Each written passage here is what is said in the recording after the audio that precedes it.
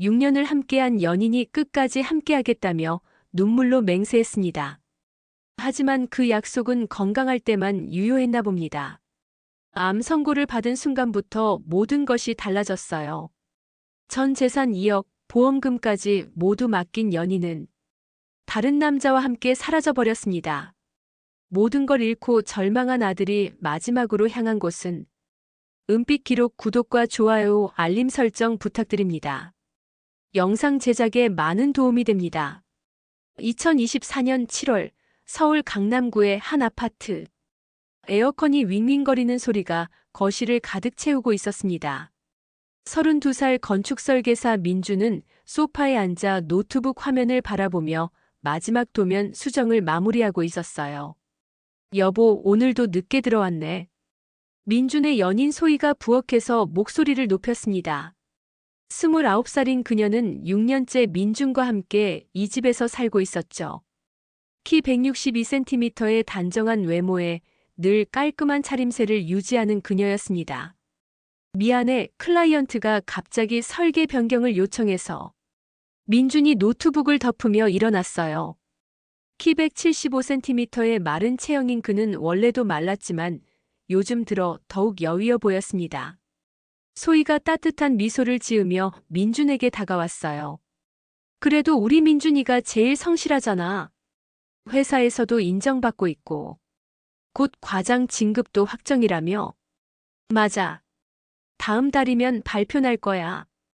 민준이 소희의 어깨를 감싸며 답했습니다. 진급하면 연봉도 올라가고 우리 결혼 자금도 더 빨리 모을 수 있을 거야. 소희의 눈이 반짝였어요. 정말? 그럼 내년 봄쯤엔 결혼식 올릴 수 있겠네. 벌써부터 두근거려. 그런데 민주는 며칠 전부터 계속 속이 메스꺼웠습니다. 처음엔 야근 때문인 줄 알았어요. 하지만 오늘은 유독 심했죠. 갑자기 복부에 날카로운 통증이 찾아왔습니다. 아! 민준이 배를 움켜쥐며 소파에 주저앉았어요. 왜 그래? 어디 아파? 소희가 놀라며 달려왔습니다. 배가 너무 아파. 민준의 얼굴이 창백해졌어요. 식은땀이 이마에 맺히기 시작했습니다. 병원 가자. 지금 당장. 소희가 민준의 팔을 부축했어요. 다음 날 아침 대학병원 소아기내과 진료실. 의사는 심각한 표정으로 검사 결과지를 들여다보고 있었습니다. 민준과 소희는 불안한 마음으로 결과를 기다렸어요. 검사 결과가 나왔습니다. 의사가 입을 열었어요. 췌장에 종양이 발견됐습니다. 크기가 상당하고 주변 조직으로의 전이도 의심됩니다. 민준의 머릿속이 하얘졌어요. 종양이라고요? 그게 설마 췌장암 사기로 추정됩니다. 의사의 목소리가 무겁게 가라앉았어요. 현재 상태로는 6개월에서 1년 정도로 예상됩니다. 소희가 손으로 입을 막으며 눈물을 쏟아냈어요. 안 돼요. 그럴 리 없어요. 민준이는 아직 젊은데. 민준은 아무 말도 할 수 없었습니다. 마치 꿈을 꾸는 것 같았어요. 어제까지만 해도 결혼 이야기를 하며 웃던 그들이었는데 순식간에 세상이 무너져 내렸죠. 최선을 다해 치료해보겠습니다만. 의사가 조심스럽게 말을 이었어요. 가족분들과 충분히 상의해 보시길 바랍니다. 진료실을 나온 후 두 사람은 한동안 아무 말도 하지 못했어요. 복도에는 다른 환자들과 보호자들이 오가고 있었지만 민준과 소희에게는 모든 소리가 멀게만 들렸습니다. 소희가 먼저 민준의 손을 꽉 잡았어요. 민준아, 괜찮아. 우리 함께 이겨내자. 나는 끝까지 너와 함께 할 거야. 민준이 고개를 들어 소희를 바라봤어요. 그녀의 눈에도 눈물이 가득했지만 의지가 느껴졌습니다. 소희야. 고마워. 하지만 너무 힘들면. 아니야. 소희가 단호하게 고개를 저었어요. 6년을 함께 살았잖아. 이제 와서 널 혼자 두고 갈 수는 없어. 우리 꼭 이겨내자. 그날 밤 두 사람은 집에서 치료 계획을 세웠습니다. 수술은 불가능했지만 항암 치료와 방사선 치료로 생명을 연장할 수 있다고 했어요. 치료비는 만만치 않았죠. 보험이 있다고 해도 비급여 항목들이 많았습니다. 우리 적금이 1억 5천만 원 있고 보험금도 나올 거고. 민준이 계산기를 두드리며 중얼거렸어요. 내가 관리할게. 소희가 민준의 손을 잡았습니다. 치료에만 집중해. 돈 걱정은 내가 다 알아서 할 테니까. 그날 밤 소희는 민준이 잠든 후 혼자 베란다에 나가 담배를 피웠어요. 원래 금연한 지 오래됐지만 오늘만은 예외였습니다. 멀리 한강이 보이는 야경을 바라보며 그녀는 깊은 한숨을 내쉬었습니다. 6년. 정말 오랜 시간이었어요. 하지만 이제 모든 것이 달라질 것 같았습니다. 소희의 마음 한구석에서는 이미 다른 생각들이 스쳐 지나가고 있었어요. 하지만 그녀는 그런 생각들을 애써 지워버리려 했습니다. 아직은 아니야. 소희가 작게 중얼거렸어요. 하지만 그녀의 눈빛에는 이미 흔들림이 시작되고 있었습니다. 진단을 받은 지 일주일이 지났습니다. 민주는 회사에 병가를 내고 본격적인 치료 준비에 들어갔어요. 소희는 그 어느 때보다 헌신적이었습니다. 매일 아침 병원에 함께 가서 검사를 받고 저녁에는 민준이 좋아하는 음식을 해주었죠. 자기야, 오늘 담당 간호사가 그러는데 영양 관리가 제일 중요하대. 소희가 삼계탕을 끓이며 말했어요. 면역력을 키워야 항암 치료 효과도 좋아진다고 하더라. 고마워, 소희야. 민준이 감사한 눈빛으로 그녀를 바라봤습니다. 너 때문에 이런 상황에서도 희망을 가질 수 있는 것 같아. 바보야, 뭔 소리야. 소희가 민준의 뺨을 살짝 쓰다듬었어요. 우린 부부나 다름없잖아. 당연한 거지. 그런데 민준에게는 한 가지 걱정이 있었습니다. 치료비였어요. 병원에서 받은 견적서를 보니 보험으로 커버되지 않는 부분이 상당했습니다. 항암제 중에서도 효과 좋은 신약들은 대부분 비급여였죠. 소희야, 치료비 이야기 좀 해야겠어. 민준이 조심스럽게 꺼냈어요. 병원에서 준 견적서 봤지? 생각보다 많이 든다. 응, 봤어. 소희가 태연하게 답했습니다. 괜찮아. 우리 적금 1억 5천에 내 보험금까지 합치면 충분해. 하지만 내 이름으로 된 적금이 대부분이잖아. 만약에 내가... 민준이 말을 잇지 못했어요. 그런 말 하지 마. 소희가 단호하게 끊었습니다. 그리고 혹시 모르니까 공동명의로 바꾸는 게 어때? 치료 과정에서 내가 직접 처리하기 힘들 수도 있잖아. 민준이 고개를 끄덕였어요. 맞는 말이야. 너가 관리해주면 정말 도움이 될 것 같아. 다음 날 두 사람은 은행에 갔습니다. 민준의 예금 1억 5천만 원을 공동명의로 변경했어요. 보험금 수령인도 소희로 추가했습니다. 은행 직원이 서류를 정리하며 말했어요. 공동명의로 변경하시면 두 분 중 한 분만 오셔도 거래 가능합니다. 네, 감사합니다. 소희가 밝게 답했어요. 그리고 민준을 향해 미소를 지었습니다. 이제 마음 놓고 치료받아. 하지만 민준이 보지 못한 순간 소희의 표정에는 다른 감정이 스쳐 지나갔습니다. 안도감 같은 것이었죠. 그날 저녁 소희는 화장실에서 핸드폰을 확인했어요. 카톡 메시지가 하나 와 있었습니다. 진우 오늘 못 만나? 보고 싶어. 소희가 잠시 고민하더니 답장을 보냈어요. 지금은 힘들어. 상황이 복잡해. 진우 언제까지 그럴 건데? 너도 힘들겠지만. 소희가 메시지를 지우고 핸드폰을 치웠습니다. 거울 속 자신을 바라보며 깊은 한숨을 내쉬었어요. 거실로 나온 소희에게 민준이 말했습니다. 소희야, 정말 고마워.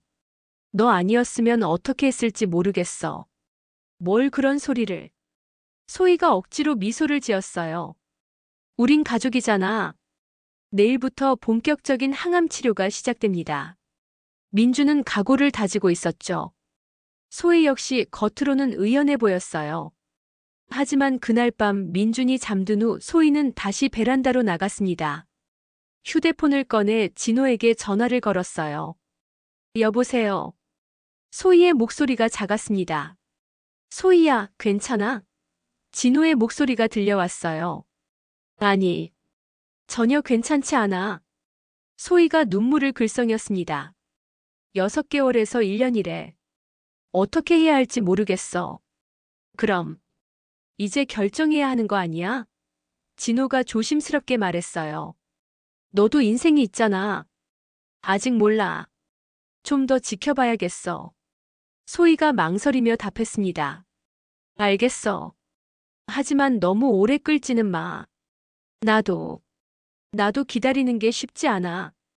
전화를 끊은 후 소희는 한강을 바라보며 서 있었습니다.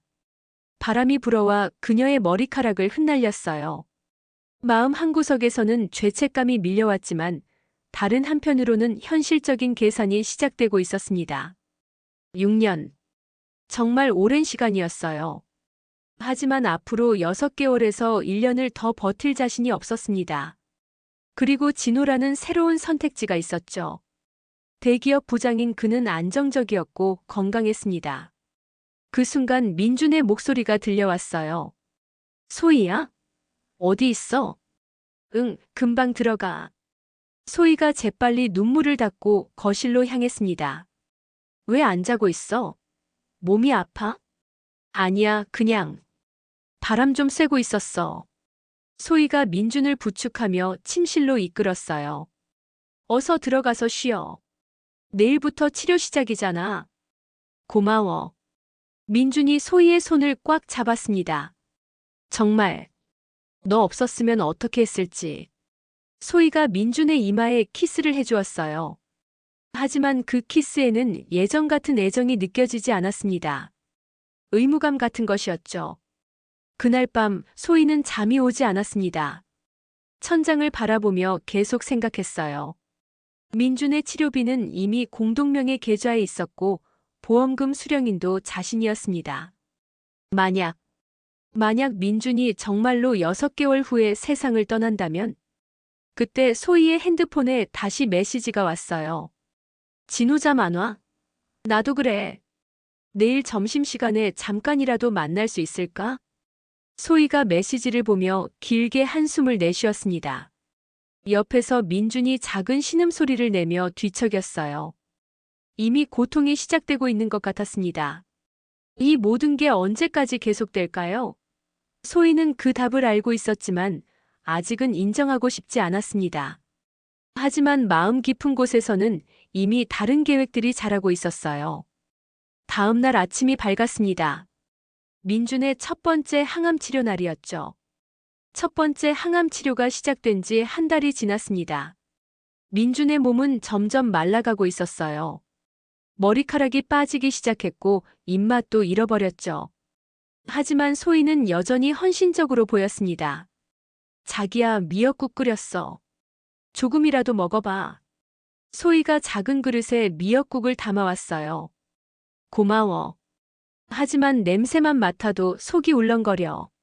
민준이 고개를 돌렸습니다. 그래도 먹어야 체력이 유지돼. 소희가 숟가락을 민준 입가에 가져다 댔어요. 자, 한 입만. 민준이 억지로 한 숟가락을 받아 먹었습니다. 하지만 곧 화장실로 뛰어가 토해버렸어요. 소희가 따라가서 등을 쓸어주었습니다. 괜찮아, 괜찮아. 이런 게 다 과정이야. 소희의 목소리에는 위로가 담겨 있었어요. 하지만 그녀의 눈빛은 점점 지쳐가고 있었습니다. 그날 오후 소희는 민준이 잠든 사이 혼자 나갔어요. 약국에 간다고 했지만 실제로는 근처 카페로 향했습니다. 거기서 진호가 기다리고 있었죠. 늦어서 미안해. 소희가 자리에 앉으며 말했어요. 괜찮아. 진호가 소희의 얼굴을 자세히 들여다봤습니다. 많이 힘들어 보이네. 응, 정말 힘들어. 소희가 커피를 한 모금 마시며 한숨을 내쉬었어요. 하루 종일 간병하고 있으니까 내가 먼저 쓰러질 것 같아. 언제까지 이럴 거야? 진호가 소희의 손을 잡았습니다. 너도 아직 젊잖아. 인생을 이렇게 보낼 수는 없어. 알아. 나도 알아. 소희의 목소리가 떨렸어요. 하지만 지금 떠나면 나는 어떤 사람이 되는 거야? 6년이면 충분하지 않아? 진호가 조금 더 강하게 말했습니다. 그리고 솔직히 말하면 난 더 이상 기다릴 수 없을 것 같아. 소희가 고개를 들어 진호를 바라봤어요. 그의 눈에는 간절함이 담겨 있었습니다. 우리 다음 달에 해외 발령 나는 거 알지? 진호가 조심스럽게 말했어요. 함께 갈 수 있어. 새로운 시작을 할 수 있다고. 해외 발령? 소희가 놀란 표정을 지었습니다. 응. 싱가포르 지사로 3년간. 진호가 소희의 손을 더 꽉 잡았어요. 생각해봐. 아무도 우리를 모르는 곳에서 새롭게 시작하는 거야. 소희의 마음이 흔들렸습니다. 싱가포르라니. 완전히 새로운 환경이었죠. 그곳에서라면 모든 걸 잊고 새로운 인생을 시작할 수 있을 것 같았어요. 언제까지 답해주면 돼? 소희가 작게 물었습니다. 다음 주까지. 진호가 답했어요. 그래야 비자 준비할 시간이 있어. 알겠어. 생각해 볼게. 소희가 일어서며 말했습니다. 집으로 돌아온 소희는 민준이 깨어있는 걸 발견했어요. 어디 갔다 왔어? 민준이 약한 목소리로 물었습니다. 약국. 그리고 마트도 좀 들렀어. 소희가 자연스럽게 답했어요. 고마워. 혼자 두고 나가게 해서 미안해. 민준이 죄스러운 표정을 지었습니다. 아니야, 괜찮아. 소희가 민준의 이마에 손을 얹었어요. 열은 없네. 다행이다. 그날 밤 소희는 민준의 약을 정리하며 생각에 잠겼습니다. 항암제, 진통제, 구토 억제제. 한 달 치료비만 500만 원이 넘게 나갔어요. 공동명의 계좌에서 돈이 계속 빠져나가고 있었습니다. 소희야. 민준이 침실에서 불렀어요. 응, 왜? 소희가 들어갔습니다. 내가 혹시 못 일어나게 되면 말이야. 민준이 조심스럽게 말했어요. 우리 부모님께 연락해줘. 고향에 계시거든. 그런 말 하지 마. 소희가 단호하게 말했습니다. 넌 나을 거야. 하지만 만약에. 민준이 계속 말하려 했어요. 만약은 없어. 소희가 민준의 입을 막았습니다. 그런 생각하지 마. 하지만 민준의 말을 들은 소희는 다른 생각을 했어요. 민준의 부모님. 만약 그들이 나타나면 상황이 복잡해질 수 있었습니다. 유산 상속 같은 문제들 말이죠. 다음 날 아침 소희는 민준이 병원에서 치료받는 동안 혼자 집에 있었어요. 그때 진호에게서 전화가 왔습니다. 생각해봤어? 진호의 목소리가 들려왔어요. 응.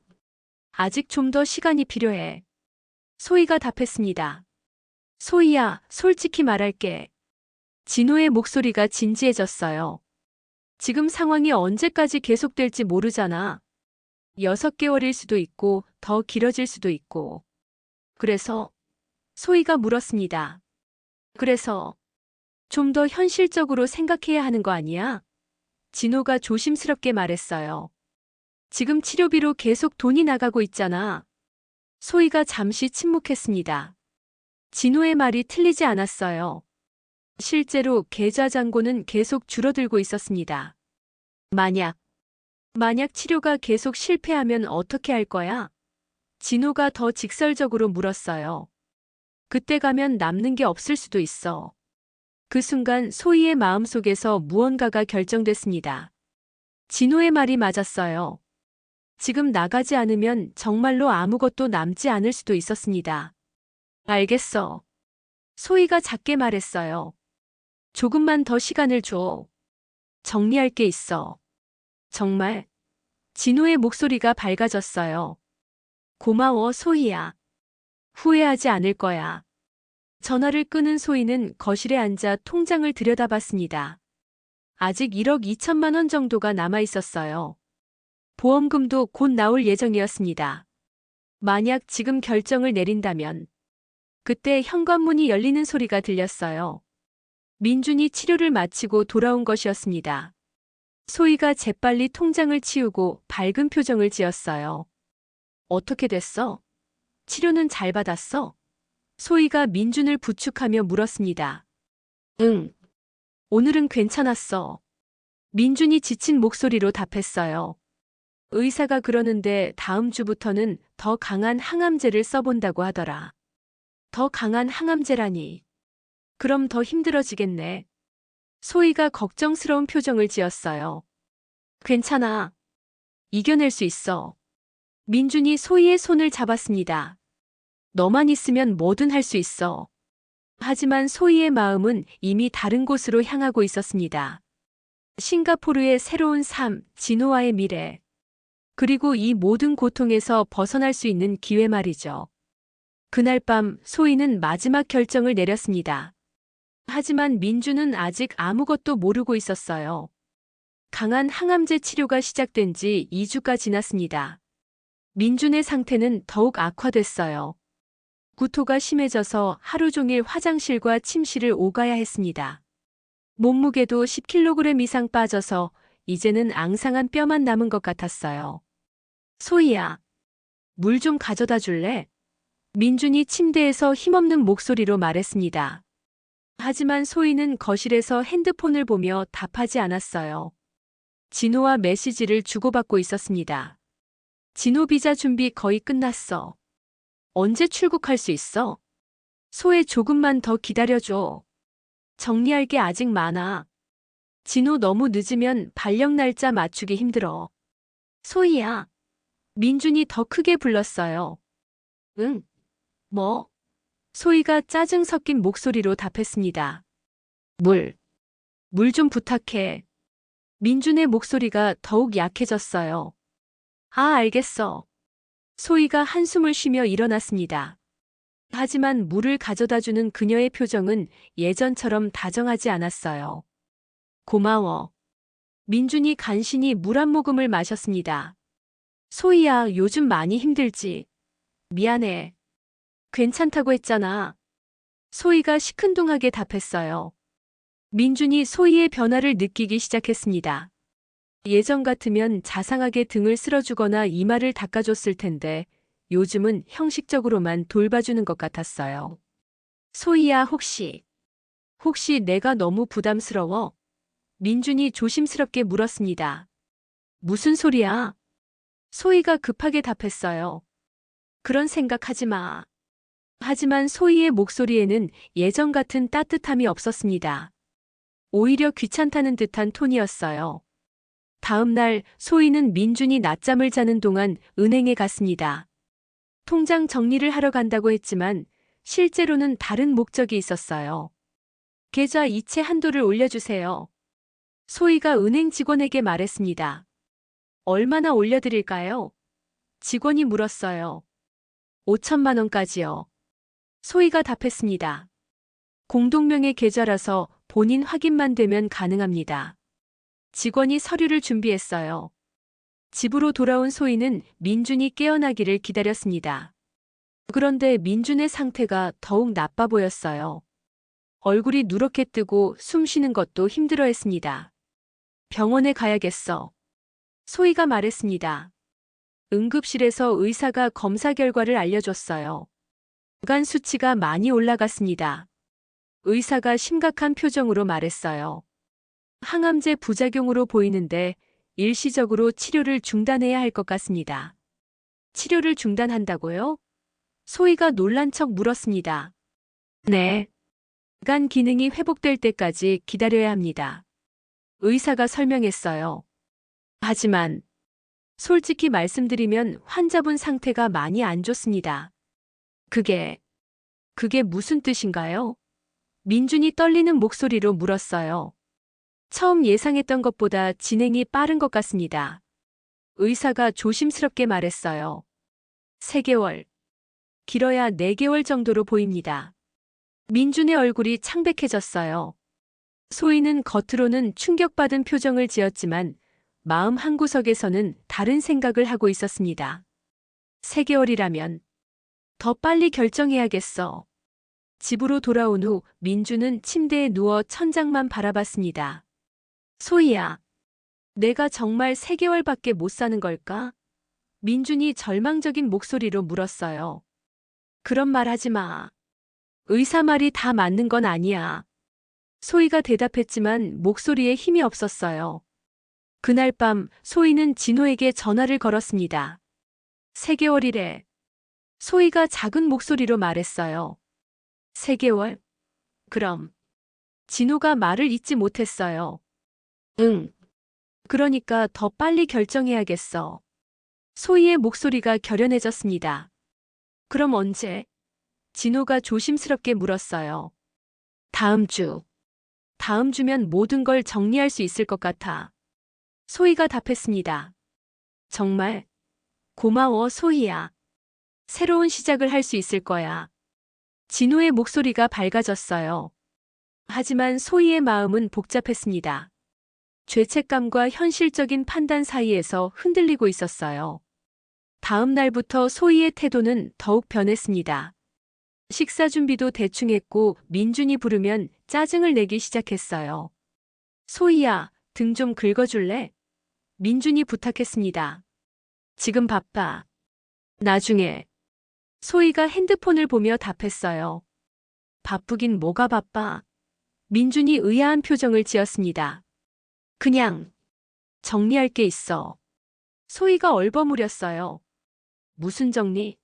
민준이 더 물었습니다. 아무것도 아니야. 소희가 짜증을 내며 방으로 들어가 버렸어요. 민준은 혼자 거실에 남겨졌습니다.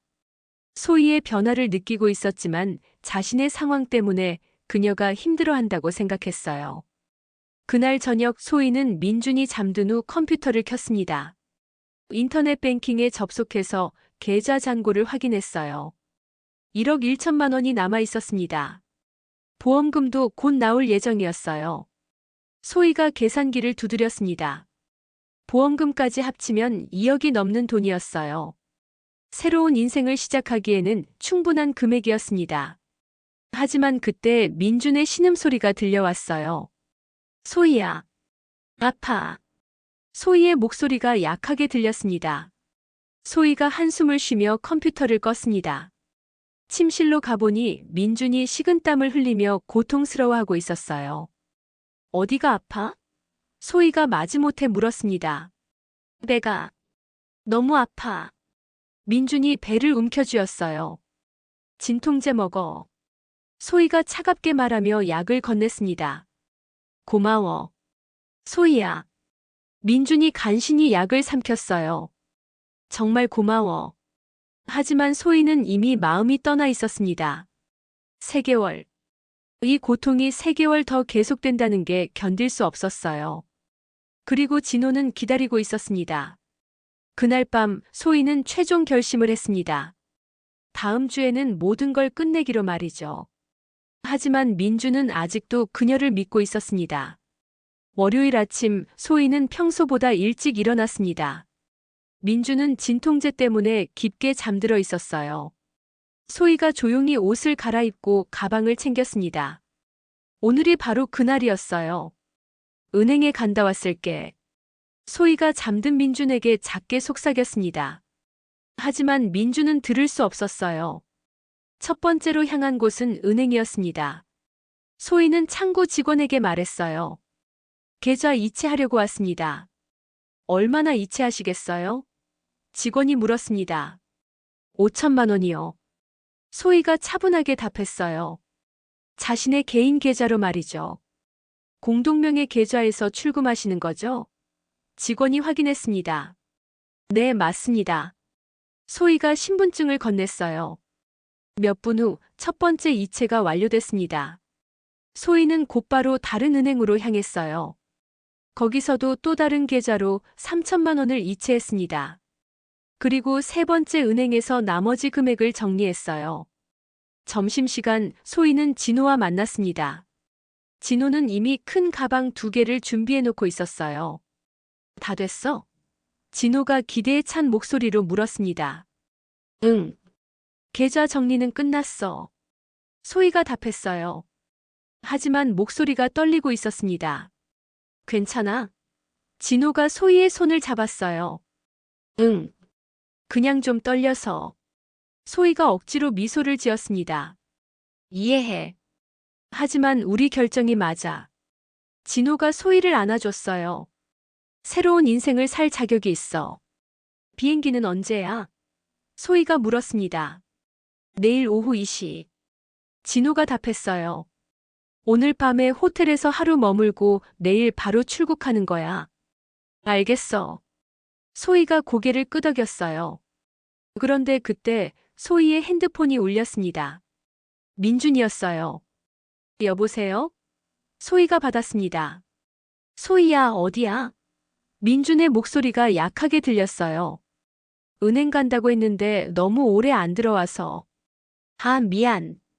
일이 좀 복잡해서. 곧 들어갈게. 소희가 답했습니다. 괜찮아. 기다릴게. 민준이 말했어요. 사랑해, 소희야. 나도. 소희가 겨우 답했습니다.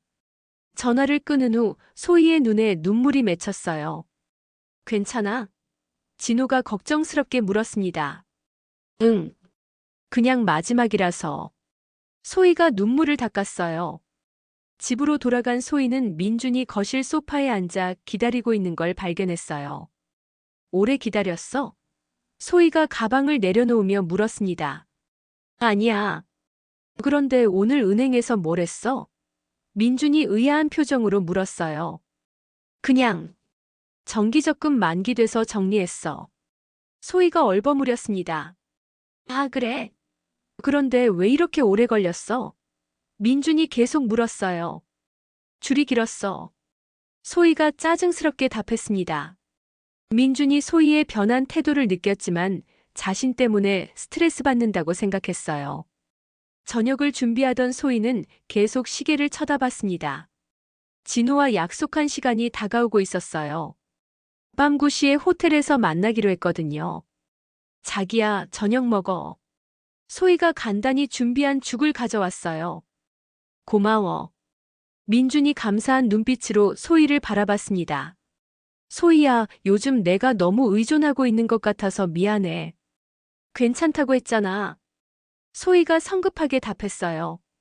그래도 정말 고마워. 너 없었으면 어떻게 했을지. 민준이 소희의 손을 잡으려 했어요. 하지만 소희가 손을 피했습니다. 설거지 해야 해서.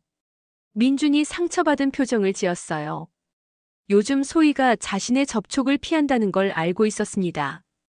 8시 30분 소희는 짐을 쌀 시간이었어요. 민준이 화장실에 간 사이 소희는 재빨리 옷가지들을 가방에 넣기 시작했습니다. 중요한 서류들과 통장, 신분증도 챙겼어요. 그런데 민준이 예상보다 빨리 나왔습니다. 뭐 하는 거야?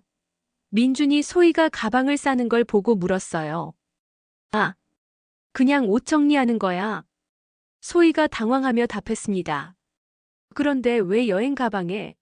민준이 의심스러운 눈빛으로 다가왔어요. 소희의 심장이 빠르게 뛰기 시작했습니다. 거짓말을 계속할 수 없을 것 같았어요. 그때 민준이 탁자 위에 놓인 비행기 표를 발견했습니다. 이게 뭐야? 민준이 표를 집어들었어요. 싱가포르행 비행기표.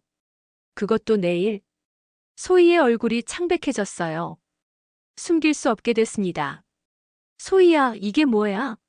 민준의 목소리가 떨렸어요. 민준아, 나. 소희가 입을 열었지만 말이 나오지 않았어요. 설마 날 두고 가려는 거야? 민준이 믿을 수 없다는 표정으로 물었습니다. 소희가 고개를 숙였어요. 더 이상 거짓말할 수 없었습니다. 미안해. 소희가 작게 말했어요. 미안하다고. 민준의 목소리가 높아졌습니다. 6년을 함께 살았는데, 내가 죽어가는데, 날 버리고 가겠다고.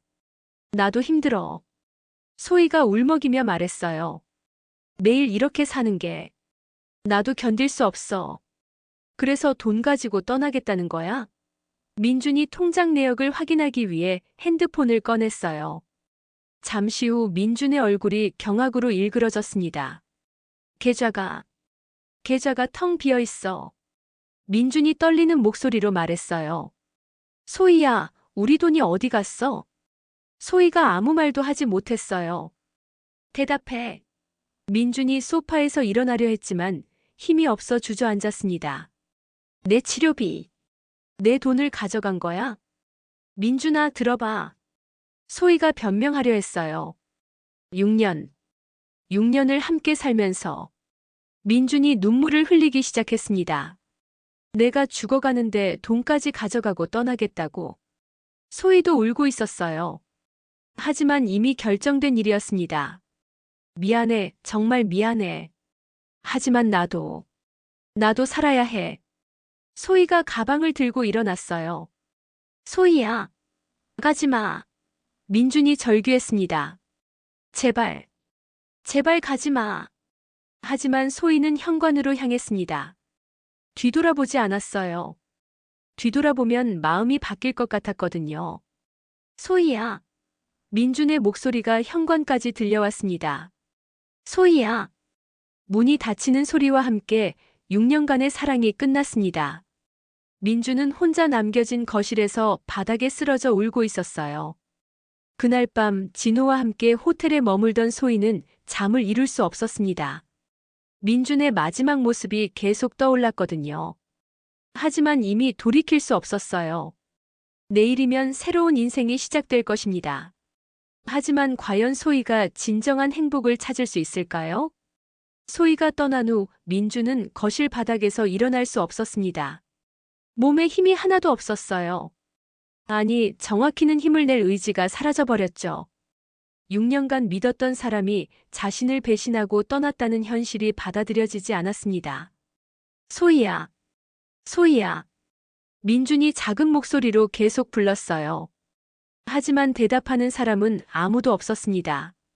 핸드폰을 다시 확인해 봤지만 결과는 같았어요. 공동명의 계좌는 텅 비어 있었고 보험금 수령인도 소희로 되어 있었습니다. 민준이 가진 건 개인 계좌에 50만 원뿐이었어요. 어떻게 이럴 수가 있어? 민준이 중얼거렸습니다. 새벽 3시가 넘어서야 민준은 간신히 소파로 기어 올라갔어요. 하지만 잠은 오지 않았습니다. 천장만 바라보며 소희와의 추억들이 머릿속을 스쳐 지나갔어요. 처음 만났던 날, 함께 이사 온 날, 결혼을 약속했던 날. 모든 게 거짓이었을까요? 아니면 정말로 사랑했지만 현실 앞에서 포기한 걸까요? 다음 날 아침 민주는 깨지 못했습니다. 아니, 깨고 싶지 않았어요. 꿈에서라도 소희가 돌아오기를 바랐거든요. 오후가 되어서야 배고픔 때문에 눈을 뜨게 됐습니다. 냉장고를 열어봤지만 먹을 게 거의 없었어요. 소희가 챙겨주던 반찬들도 다 떨어져 가고 있었습니다. 민준이 라면을 끓이려 했지만 손에 힘이 없어서 냄비를 제대로 들 수도 없었어요. 결국 찬물에 라면을 불려서 날 것으로 먹었습니다. 그날 저녁 병원에서 전화가 왔어요. 환자분 내일 치료 예정이신데 오늘 입원 준비하러 오셔야죠. 간호사의 목소리가 들렸습니다. 치료요? 민준이 멍하니 답했어요. 네, 간 수치가 좀 안정되셔서 항암 치료 재개하기로 했잖아요. 간호사가 설명했습니다. 아, 그렇죠. 민준이 기계적으로 답했어요. 그런데 치료비 문제가 있는 것 같은데요. 보호자분과 상의해 보시고 연락 주세요. 간호사가 말했습니다. 치료비. 민준이 절망적인 웃음을 지었어요. 이제 치료비도 없었습니다. 전화를 끊은 후 민준은 소희에게 연락해 봤어요. 하지만 전화는 꺼져 있었습니다. 카톡도 읽지 않았어요. 소희야, 제발 한 번만 받아줘. 치료비가 필요해. 미안하다고 했지만 너무하는 거 아니야? 6년이 그렇게 쉬운 거였어? 내가 죽어가는데. 메시지를 보내봤지만 답은 없었습니다. 소희는 이미 새로운 인생을 살고 있을 거예요. 사흘이 지났습니다. 민주는 거의 먹지도 못하고 씻지도 못한 채 집에만 있었어요. 몸은 더욱 약해졌고 복통도 심해졌습니다. 그때 집주인에게서 전화가 왔어요. 임대료가 밀렸는데요. 집주인이 차가운 목소리로 말했습니다. 아, 죄송합니다. 조금만 기다려주세요. 민준이 답했어요. 다음 주까지 안 들어오면 계약 해지됩니다. 집주인이 일방적으로 말하고 전화를 끊었어요. 민준이 개인 계좌를 확인해 보니 50만 원도 병원비와 생활비로 거의 다 써버렸어요. 이제 정말 아무것도 남지 않았습니다. 그날 밤 민준은 소희와 함께 찍었던 사진들을 보고 있었어요. 행복했던 순간들이었죠. 하지만 이제는 그 추억들마저 고통스러웠습니다. 사진을 하나씩 찢어버리려 했지만 손이 떨려서 제대로 찢어지지도 않았어요. 결국 사진들을 바닥에 던지고 울음을 터뜨렸습니다. 왜 나한테 이런 일이? 민준이 바닥에 쓰러져 흐느꼈어요. 일주일이 지나자 상황은 더욱 심각해졌습니다. 집주인이 직접 찾아와서 나가라고 했어요. 병원비도 못 내는 상황에서 집세를 어떻게 내겠어요? 집주인이 냉정하게 말했습니다. 이틀 안에 나가세요. 민주는 갈 곳이 없었습니다. 친구들에게 연락해봤지만 암 환자를 받아줄 사람은 없었어요. 모두들 피하고 싶어 했습니다. 그때 민주는 문득 부모님을 떠올렸어요. 고향의 부모님. 하지만 자식이 이런 모습으로 돌아간다는 게 너무 부끄러웠습니다. 하지만 다른 선택지가 없었어요. 떨리는 손으로 고향 집에 전화를 걸었습니다. 여보세요? 어머니의 목소리가 들렸어요. 엄마. 나야 민준이. 민준의 목소리가 떨렸습니다. 어머 민준아. 그동안 연락도 없더니 웬일이니? 어머니가 반가워했어요. 엄마. 나 집에 가도 될까? 민준이 간신히 말했습니다. 무슨 소리야? 당연히 와야지. 그런데 왜 목소리가 그래? 어머니가 걱정스럽게 물었어요. 나중에 설명할게. 내일 갈게. 민준이 눈물을 흘리며 답했습니다. 그래, 기다릴게. 아버지도 많이 기다리셨어. 어머니의 목소리가 따뜻했어요. 전화를 끊은 후 민주는 작은 가방 하나에 옷까지 몇 벌을 넣었습니다. 6년간 쌓아온 모든 것들을 버리고 떠나는 길이었어요. 마지막으로 소희에게 문자를 보냈습니다. 고향으로 간다. 6년간 고마웠어. 행복하게 살아. 이번에도 답은 없었습니다. 다음 날 아침 민주는 마지막 남은 돈으로 기차표를 샀어요. 서울역에서 고향으로 향하는 기차에 몸을 맡겼습니다. 창밖으로 스쳐 지나가는 풍경들을 보며 민주는 생각했어요. 정말로 모든 게 끝난 걸까? 소희 없이 어떻게 살아가야 할까? 하지만 이제 그런 것들은 중요하지 않았습니다. 남은 시간이 얼마 없다면 마지막만이라도 사랑하는 사람들 곁에서 보내고 싶었어요. 기차가 고향역에 도착했을 때 민준의 마음에는 묘한 평화가 찾아왔습니다. 여기서라면 조용히 마지막을 맞이할 수 있을 것 같았어요. 부모님이 어떤 마음으로 자신을 맞이할지는 모르겠지만 이제 그들에게 진실을 말해야 할 때가 왔습니다. 고향역에서 내린 민주는 택시를 탈 돈도 없어서 걸어가야 했습니다. 가방 하나 들고 비틀거리며 걷는 모습이 처량해 보였어요. 예전에는 차를 타고 30분이면 도착할 집까지 2시간이나 걸렸습니다. 드디어 익숙한 한옥 대문이 보였어요. 어린 시절 뛰어놀던 마당, 어머니가 김치를 담그던 장독대, 모든 게 그대로였습니다. 하지만 민준의 모습은 완전히 달라져 있었죠. 문을 두드리기 전 민준은 잠시 망설였어요. 6년 만에 돌아온 아들이 이런 모습이라니. 부모님이 얼마나 놀라실까요? 똑똑똑. 민준이 조심스럽게 문을 두드렸습니다. 누구세요? 어머니의 목소리가 들려왔어요. 엄마, 나. 민준이야. 민준이 떨리는 목소리로 답했습니다. 문이 열리는 순간 어머니의 얼굴이 경악으로 일그러졌어요. 어머나. 민준아, 이게 어떻게 된 거니? 어머니가 민준의 앙상해진 모습을 보고 눈물을 글썽였습니다. 엄마.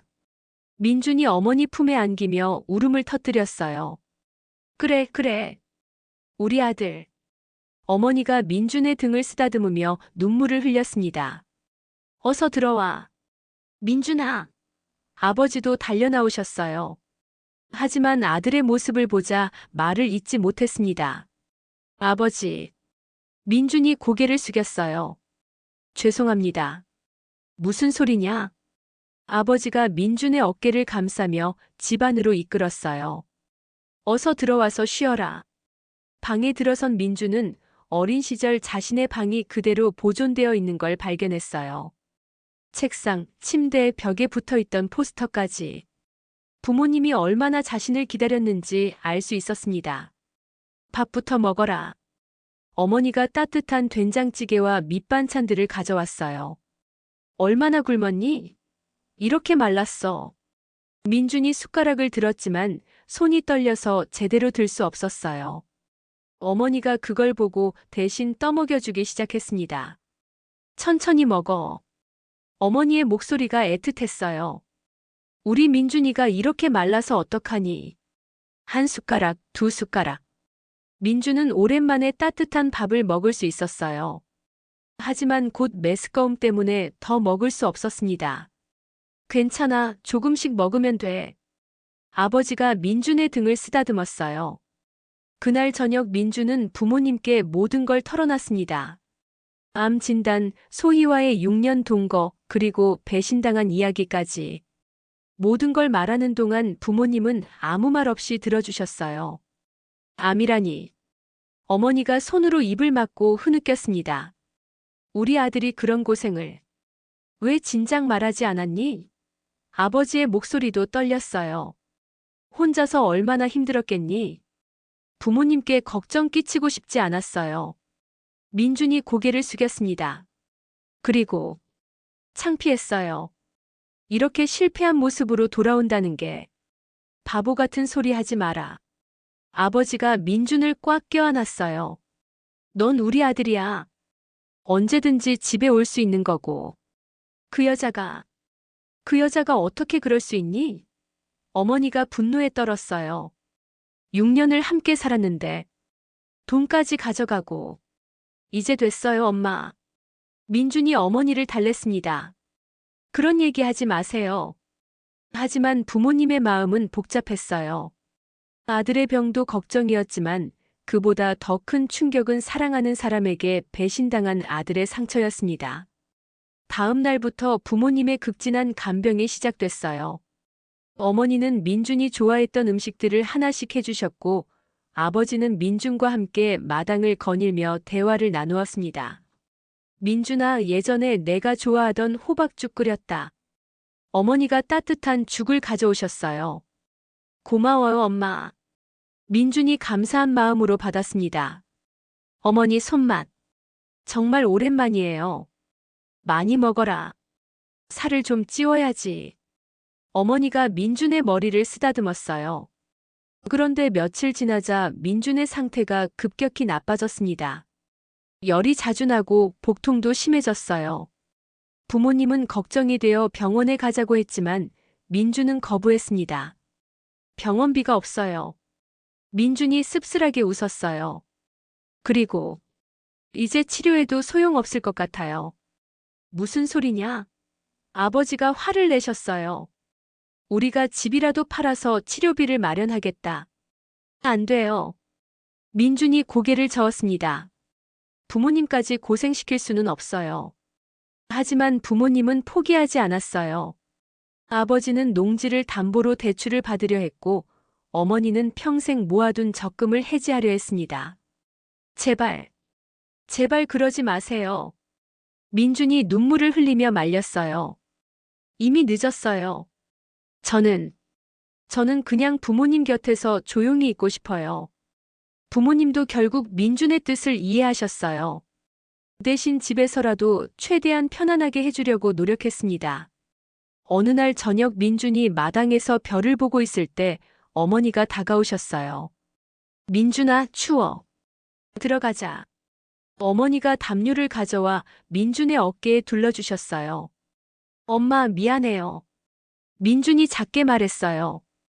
효도 한번 제대로 못하고. 무슨 소리니? 어머니가 민준 옆에 앉으셨어요. 내가 지금까지 열심히 산 것만으로도 충분해. 소희 얘기 들으셨잖아요. 그 사람은 정말 나쁜 사람인가요? 민준이 물었습니다. 어머니가 잠시 생각하더니 답하셨어요. 나쁘다고 할 수는 없겠지. 아마 그 사람도 무서웠을 거야. 하지만 진짜 사랑은 그런 게 아니란다. 그럼 진짜 사랑은 뭐예요? 민준이 궁금해했어요. 지금 이거야. 어머니가 민준의 손을 잡으셨어요. 어떤 상황에서도 포기하지 않는 것. 아프고 힘들어도 함께하는 것. 그게 진짜 사랑이지. 민준의 눈에 눈물이 맺혔어요. 소희에게서 느끼지 못했던 무조건적인 사랑을 부모님에게서 느끼고 있었습니다. 고마워요, 엄마. 정말, 정말 고마워요. 민준이 어머니 어깨에 기댔어요. 바보야. 뭘 고마워해. 어머니가 민준을 품에 안으셨어요. 엄마는 마지막까지 내 곁에 있을 거야. 그때 아버지도 나오셨어요. 무슨 얘기를 그렇게 하고 있니? 아버지가 물으셨어요. 그냥, 사랑 얘기요. 민준이 미소를 지었어요. 사랑? 아버지가 웃으셨어요. 그런 건 우리가 전문가지. 세 사람이 함께 웃었어요. 오랜만에 진짜 웃음이었습니다. 하지만 민준의 몸은 나날이 약해져 갔어요. 이제 혼자서는 거동도 힘들었습니다. 부모님이 번갈아가며 옆에서 돌봐주셨어요.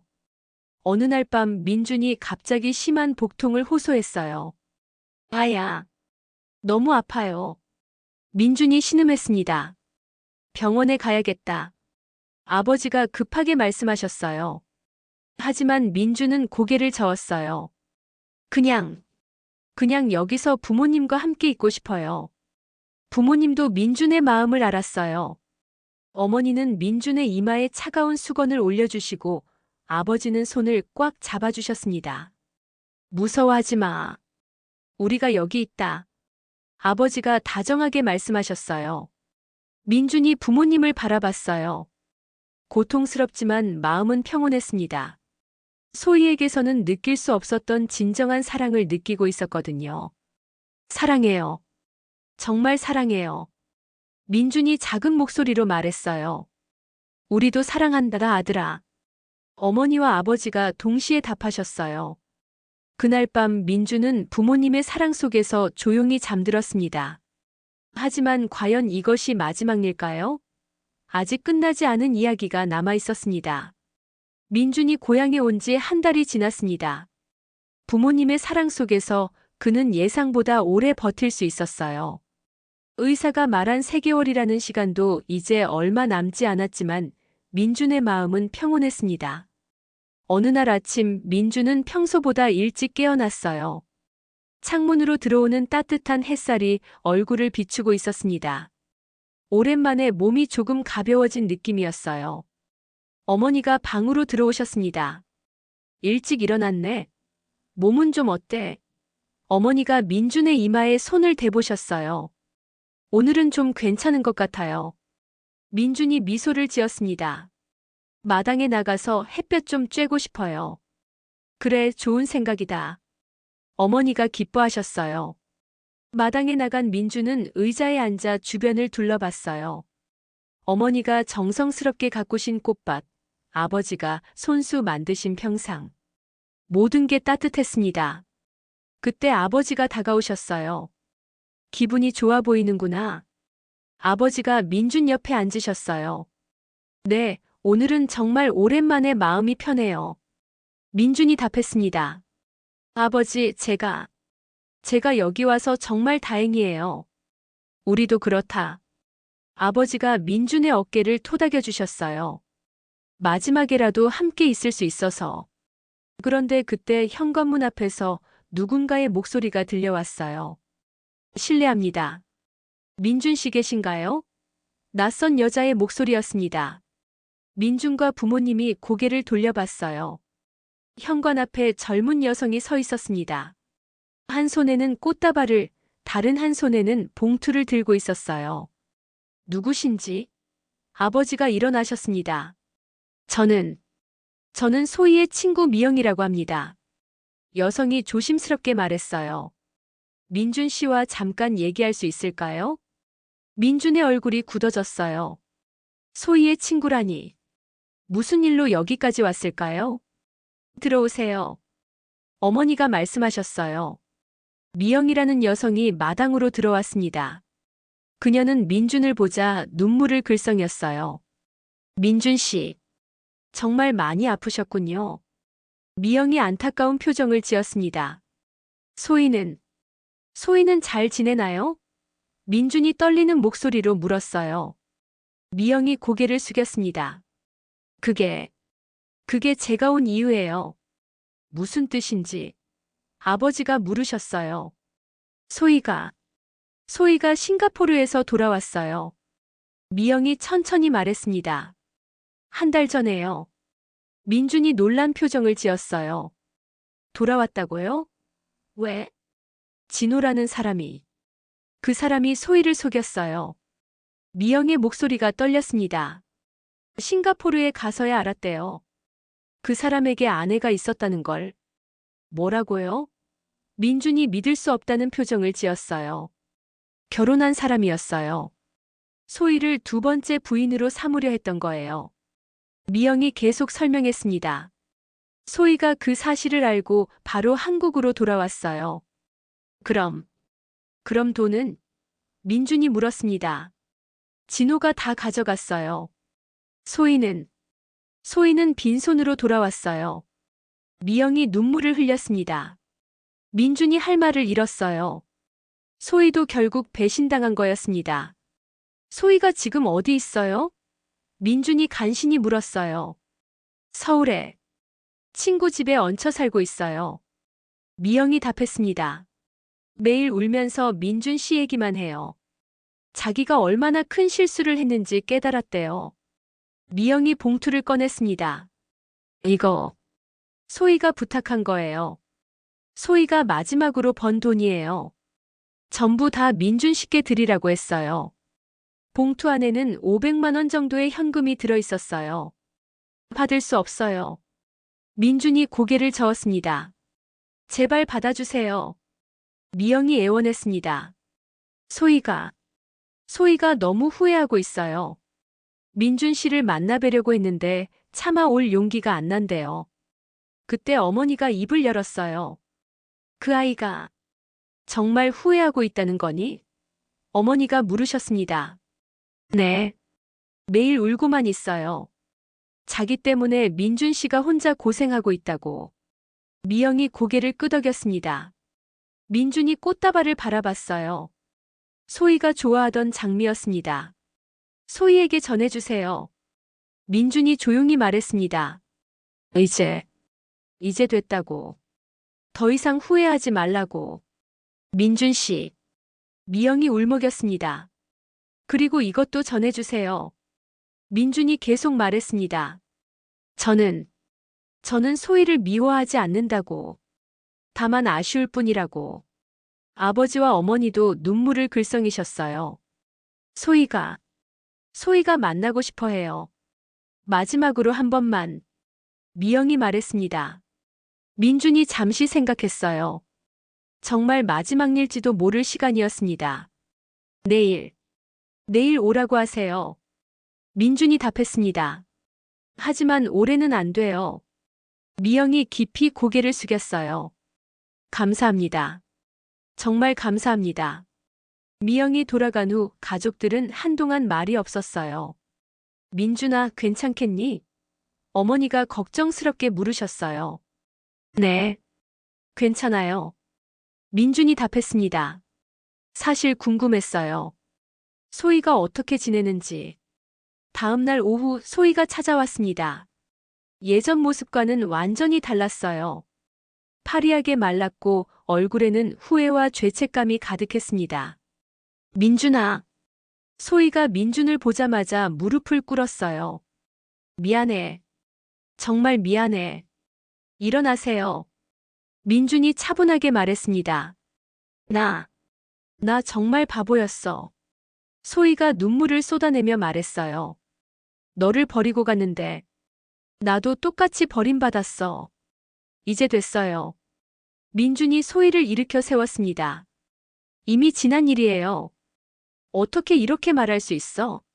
소희가 민준의 손을 잡았어요. 나 때문에 이렇게 됐는데. 소희 씨. 민준이 정중하게 말했습니다. 저는 이제 평온해요. 정말 사랑하는 사람들 곁에 있으니까요. 소희가 부모님을 바라봤어요. 그들의 따뜻한 눈빛을 보며 무엇인지 깨달았습니다. 이게 진짜 사랑이었구나. 소희가 작게 중얼거렸어요. 소희 씨도 이제 새로운 시작을 해요. 민준이 소희의 손을 놓았습니다. 과거에 매여 있지 말고. 소희가 고개를 끄덕였어요. 그리고 마지막으로 민준을 안아주었습니다. 고마웠어. 정말 고마웠어. 소희가 속삭였습니다.